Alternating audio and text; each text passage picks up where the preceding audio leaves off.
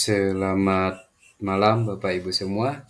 Hari ini saya sebagai bagian dari aksi nyata di Pelatihan Mandiri pada PMM akan mencoba men-sharingkan terkait apa yang sudah saya pelajari, yaitu dengan topik mengapa kurikulum perlu berubah.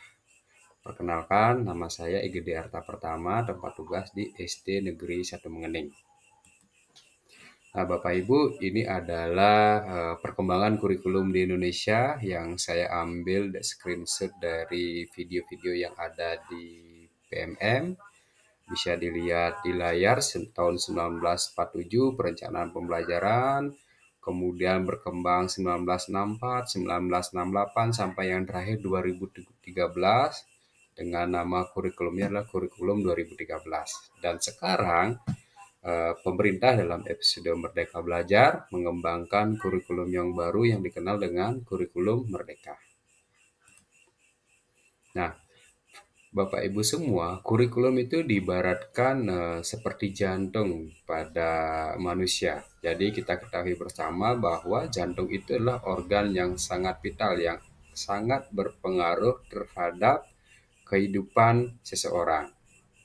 Pada tingkat sekolah, kurikulum mengatur apa, bagaimana, kapan murid belajar dari awal sampai akhir masa sekolahnya.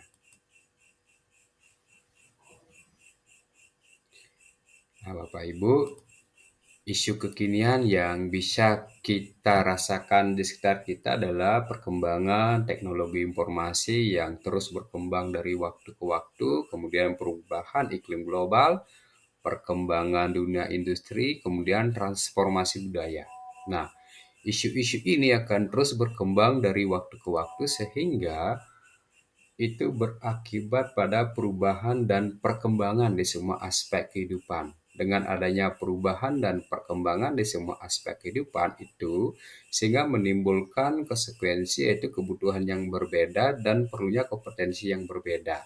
Nah, dampak dari semua ini tentu kurikulum harus menyesuaikan dengan kebutuhan ini, sehingga kurikulum dikatakan sesuatu yang bersifat dinamis, akan terus berubah dari waktu ke waktu sesuai dengan perkembangan zaman. Nah, bagaimana dengan kurikulum Merdeka, Bapak dan Ibu semua? Kita akan lihat beberapa poin penting dalam kurikulum Merdeka, mulai dari prinsip pembelajaran. Yang pertama adalah pembelajaran dirancang berdasarkan capaian atau kompetensi murid yang sesuai dengan kebutuhan belajar murid. Jadi, kurikulum atau pembelajaran seharusnya dilakukan sesuai dengan apa yang dibutuhkan oleh murid.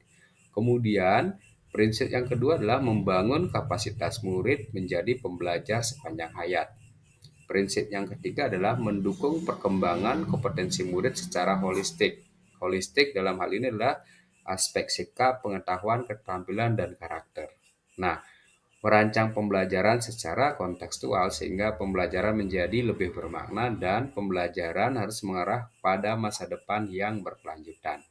Nah, ini beberapa perubahan yang bisa kita analisis dari kurikulum Merdeka. Yang pertama adalah target kompetensi atau capaian pembelajaran dalam bentuk paragraf yang merangkaikan antara aspek sikap, pengetahuan, dan keterampilan.